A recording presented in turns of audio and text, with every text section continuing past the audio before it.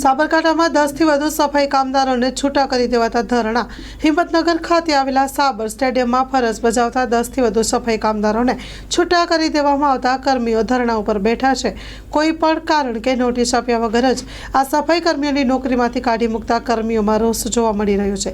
સફાઈ કામદારોની માંગ છે કે તેમને નોકરીમાં પરત લેવામાં આવે.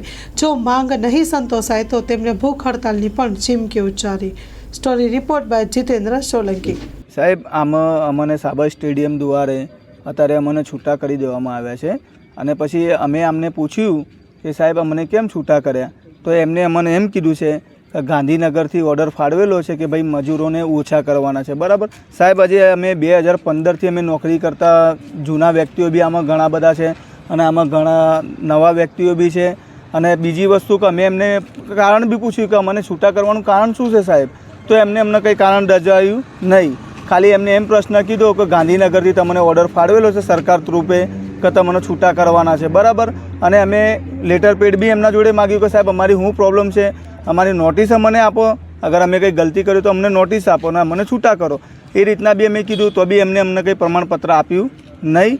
અને બીજી વસ્તુ કે સાહેબ અમારી કંઈ પ્રોબ્લેમ હોય તો તમે મને જાણ કરો તો અમને કંઈક ખબર પડે કે ભાઈ તારું આ ઇસ્યુ છે, તમારું આ ઇસ્યુ છે, તો અમને કંઈક ખબર બી પડે. પણ એના સિવાય અમને કશું નિરાકરણ આપ્યું નહીં, ડાયરેક્ટ અમને છૂટા કરવામાં આવ્યા. અને એક વખત નહીં, આવા 2 થી 3 વખત અમારા પ્રશ્ન બન્યા.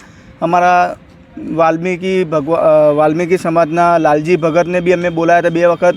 એમને બી એમ કીધું કે સાહેબ અમારું આ થોડું આ પ્રમાણપત્ર તમે લઈને આવો અને મને આ નોકરીનું કોઈ ઇસ્યુ બતાવો એમ. તો એ બિચારા આવ્યા, એમને 2 વખત અમને આ સ્ટેડિયમમાં ભલામણ કરીને પાછા નોકરી એમને ચડાવ્યા.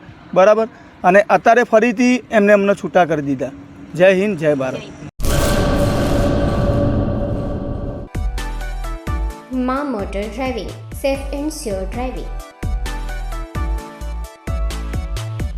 ડ્રાઇવિંગ એ શોખ સાથે આપની મોટી જવાબદારી પણ છે. અમારા ઇન્સ્ટ્રક્ટર દ્વારા સચોટ અને સરળ માર્ગદર્શન. આપની રોજની તાલીમની માહિતી મેળવીને શું અધુરાશ છે એના ઉપર પૂરું ફોકસ કરાય છે.